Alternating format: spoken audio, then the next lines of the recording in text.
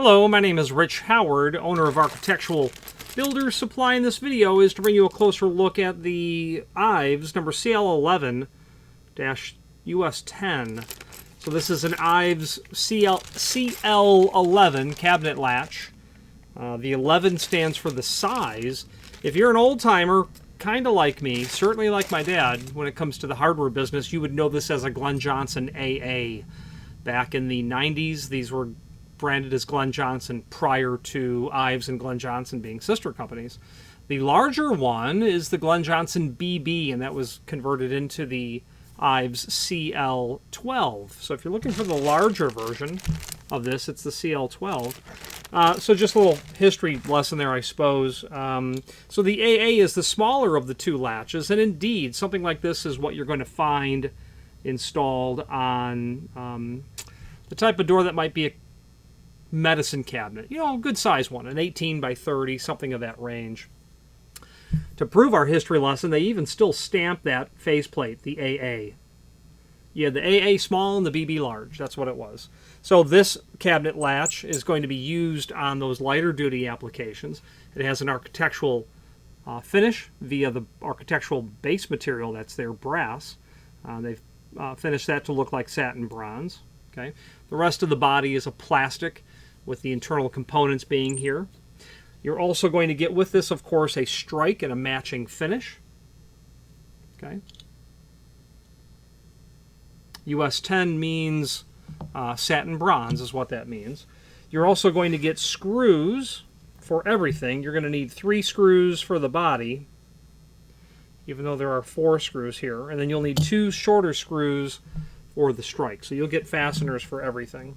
And here they are, and a complementary finish. Now, you're also going to get in the packaging the template that's here as well. Yikes.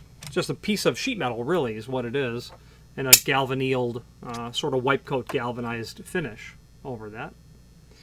Finally, you're going to get installation instructions, and the heart of this video will really focus on the installation instructions.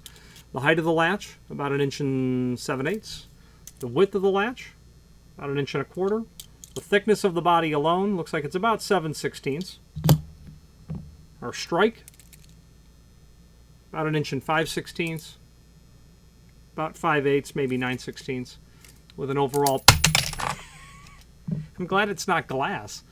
Overall projection of the strike at about 9/16 of an inch. Okay. Now let's switch to the screen view where we can take a closer look at some of the supporting documentation.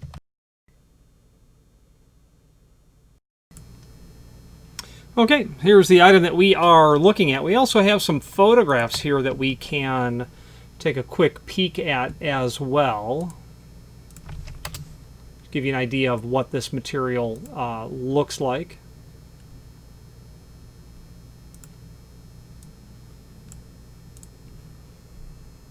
Okay, the entire unit, the body itself, side view, basically a front view, the back side, and then the strike. Let's take a look at this one as well. Side view of the strike, end view of the strike. Your screws and your installation aid are there. Okay. Now, let's look at the extended description information. However, before we do that, let's take a look at the other finishes that this item is available in.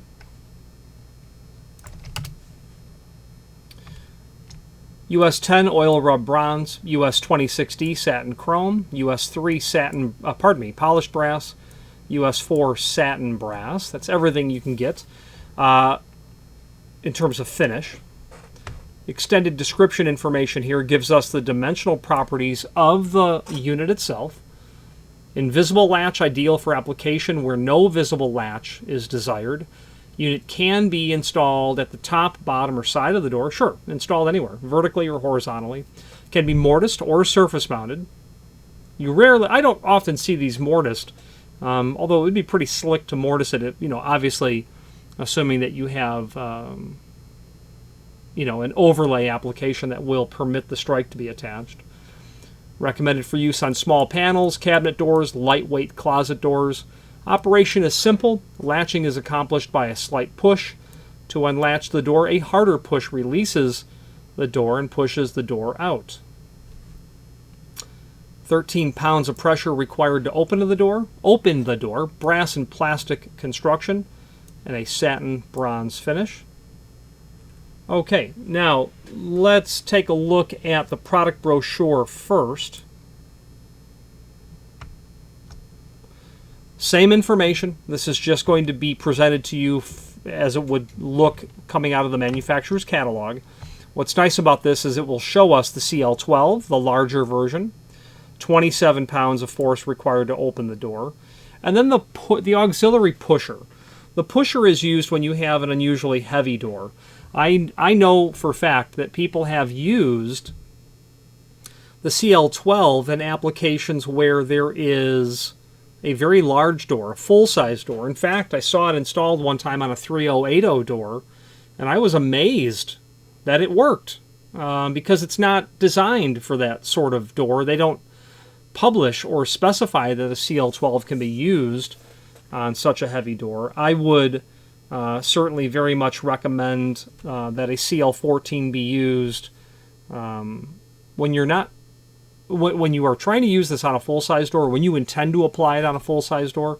I would buy a CL14. There's no doubt about that. Also, when you have a full-size door, you have to be mindful of the deflection of where you're pushing the door and where the strike and plunger is going to be in relationship to each other, meaning you want to account for any sort of not warp, but flex that would occur in the surface of the door as you're pushing it in. I have to admit, though, most people do not order a CL14 and they find that it works just fine. I've also had a client not too long ago order some CL11s because they were using them in drawers. I've not thought about using them in a drawer, but I could see no reason why they wouldn't work in a drawer. And in fact, it would probably be rather ideal for a drawer application as well. Now here we're going to have two sets of installation instructions. The ones that are included with the hardware, that's interesting. They're actually including the older Glenn Johnson version of installation instructions with the hardware here. And then there's the Ingersoll Rand version, the 2003 installation instructions. As you can tell, the hardware has not changed really at all. So we're going to, let's take a look at both documents and see if there might be a reason to actually look at both documents. And there actually is reason to look at both documents, and let's do so before we start installing anything, because there's some information that I think is this is shown two different ways, and I think one is incorrect and the other is correct. So the ones that are included with the hardware that we have here are the 99 instructions. So let's look at the 99, Glenn Johnson, the 1999. This shows what the AA and the BB looks like when it's installed. Gives you dimensional properties, gives you an idea of what it looks like at the time of installation. Not a problem. It also shows you what the CL14, or what used to be called the AP2 pusher, looks like dimensionally. Then it really shows you, and this is the troublesome part, it really shows you how you are to locate the hole for the strike based on the location of the push latch assembly. Okay. Before we go further, I want to point out that there is a reference to 3/16 of an inch clearance between door and stop is necessary to ensure proper operation of latch. So what they're saying here is when you go to install, when you position the stop, when you have your door and frame structure built, you need to have had it manufactured to allow for a 3/16 of an inch gap between the face of the stop and the face of the door. This does not, this here is not the hardware. Okay, this is the stop that's applied. So when the door is closed, you've got to have 3/16 of an inch from the face of the door to the face of the stop. Without that, you won't be able to push the door in order to activate the latch. Okay. I've had people call that said they have just installed the touch latch and can't get the door open, and that's because that 3/16 of an inch observed minimum requirement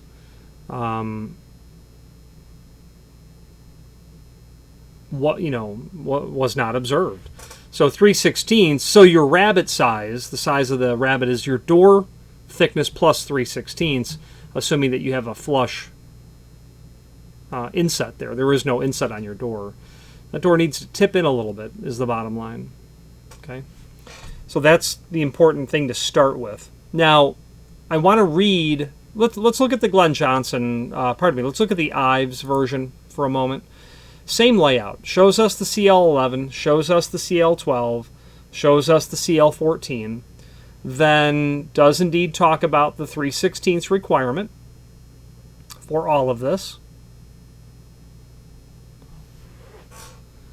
X is 3/16 greater than the thickness of the door.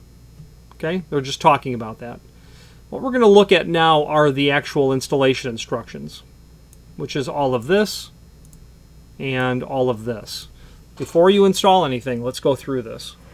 So Glenn Johnson from 1999 tells us, install the latch case. See note 1. Okay, yeah, note 1, 3/16. So they're not saying that you need 3/16 of an inch from the face of the body to the door. You need 3/16 from the stop to the face of the door. Install that latch case. You've already accounted for 3/16 of an inch.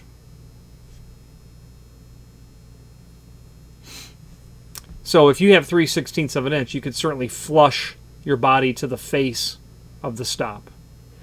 Step 2, remove the screws from latch and attach metal template.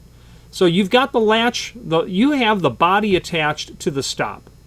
Remove the screws and then over the body put the metal template, as shown for locating screws. See note 2. Be sure prongs of metal template point away from the latch or away from the jamb, just like they're showing here. Except that they're not really showing it here correctly because they're not showing you that this is attached to the body itself. So that's confusing. That clearly indicates that I'm to put the metal template right over the stop. Well, that's not what they're saying here. They're saying install the latch case, remove the screws from the latch, and attach the metal template as shown. Close door against prongs, marking the location for the screws. Remove the plate. Obviously reattach the latch body. You've never removed the latch body from the frame. Install the hook or the strike. And they're saying to reinstall the latch case. So up here they don't tell you to remove the latch case, but now they're saying to reinstall the latch case. So they're saying put the template right over the stop, and that's bolstered by the fact that they're telling you that you've got to reinstall the latch case. But it's not clear if you ever removed it in the language. But here it's clear that you've removed it. Now, if we look at the IVES template, they're clearly showing that the opposite of installing that over the body itself. Install latch case, so that's why I said let's hold off. Install latch case 3/16 clearance between door and stop is necessary to ensure proper operation. We got that part. You'll notice here that it's not flush with the stop. I don't see that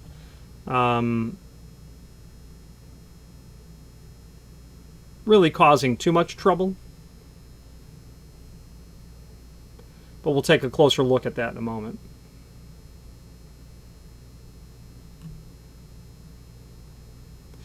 Remove screws from latch and attach metal template as shown for locating hook screws. Be sure the prongs of template point away from the latch. Close the door gently. Mark those holes. Install the strike on the door, and then reinstall the latch case. To lock, push door back to flush position. To release, push door against stop and release. Door must be able to be pushed in 3/16 of an inch. And they're clearly accounting for the requirement of the hook itself going into the latch body.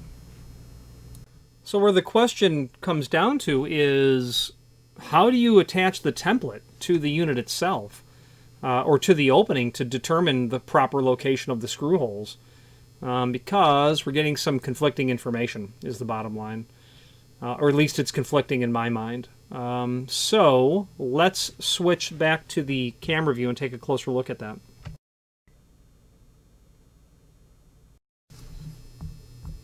So the question becomes is where to attach the template, you know, with or without the plate that we're dealing with. So the IVES shows that you're going to apply it this way over the jamb. The Glenn Johnson just shows this. Well, the question really becomes is, what's the right way to do it? If we look at it per the IVES installation instructions, and just holding it this way, and the jamb will be over here, we can see that the hook portion is to be towards the frame, or towards the jamb, and we can see that if we were to install the plate on top of the body to mark our holes, that where the center of the holes line up, do indeed line up with where the center of the screw holes are. Okay? My finger out of the way there. You can see that that lines up. The issue is if I were to take this, the body thickness away and apply that down to the frame, I'm never going to get the holes lined up. Okay? So that does need to be installed over the body itself. What's interesting is that they've got this hardware that they've packaged with the older installation instructions, where the IVES installation instructions, while aren't ideal, are correct in terms of how to stack that plate for marking the door. And they're not ideal only because they don't really dictate where they want the body installed in relationship to the face of the stop. You know, why wouldn't you make it flush? Well, they're showing that it's inset a little bit, at least according to the drawing, but it's not defined. You know, that's what you need to have. That's to be sure. Okay. Now, if you were to turn the plate over so that the prongs pointed towards the rabbet and then literally rotated the strike in the opposite direction, it might work at that point, but the issue is that you're not going to have enough clearance to get that depressed because the thickness of the strike itself. So anyway, that's why we go through reading the installation instructions first. You know, installation instructions, okay, then we'll read them if we can't get the thing to work. You know, it's generally how it goes. So let's switch back to the screen view where I can wrap up this video. Okay, now to conclude what we are working on here with this latch, we talked about the two different sizes, the different finishes, and then the auxiliary pusher. And, you know, really regarding the auxiliary pusher itself,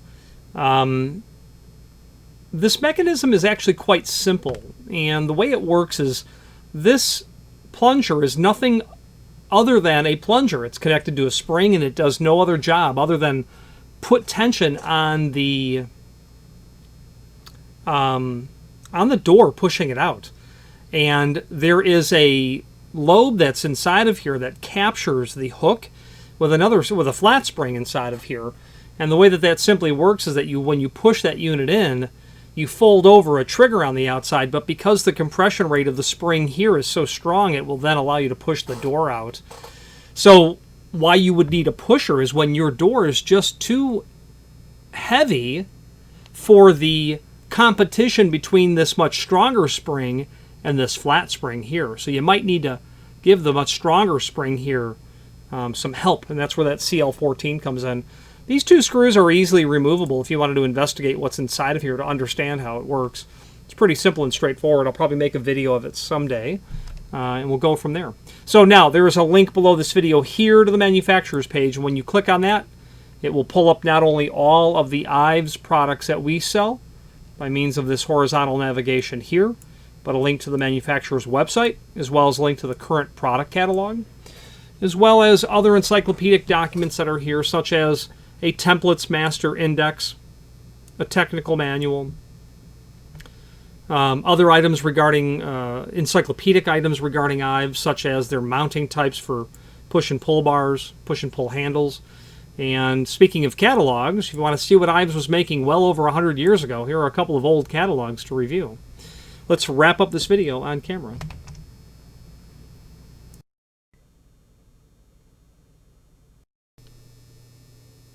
In conclusion, a very common piece of equipment. This touch latch has been manufactured for decades, absolutely decades, and is, part of a family of hardware. There are touch latches that are, made by countless manufacturers for different applications altogether. And the IVES CL11, CL12, again, they're not meant for full-size doors, but I've certainly seen them installed successfully on them. I've even seen people install them onto bookcases and really heavy things. And the only pothole that you're going to hit is if you don't allow that 3/16 so that door can come in and release itself. That's what's really got to happen. So observe that. Where you locate the holes for the screws for the strike, that's going to be readily apparent, because you can't really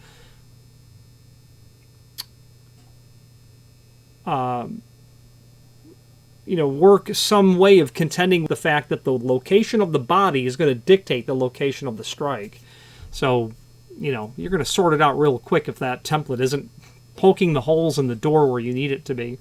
You could also mortise that, flush, which would be nice if you are doing a project where there's no reason to stack hardware on top of a wood stop. You might get in there and, I say chisel it out. I would prefer to use a router to route that out so that you can make that hardware as flush as possible. It's a nice way of doing it as well. Although you do buy yourself into the long-term installation of the size of the unit, but if the past is any predictor of the future, they won't discontinue this hardware for decades. Speaking of discontinued hardware, there is an item called the IVES 820. 820, and it was available in an F2C, which is a zinc color, and an F3. If you were to search our site for IVES 820, you'll see the predecessor of this item, most definitely long discontinued. But you do see them. I have clients who call looking for it because they've noticed that it is available, that it was manufactured in a medicine cabinet application. So if you're looking for a different IVES touch latch, one that's just like a silver color or a brass color, could be the 820. If it says IVES on it, I'm not aware of there ever having been more than those two latches, the 820 or the CL series. Any questions on the CL11 in a US10 finish or any other IVES product, please feel free to reach out to us. And thank you.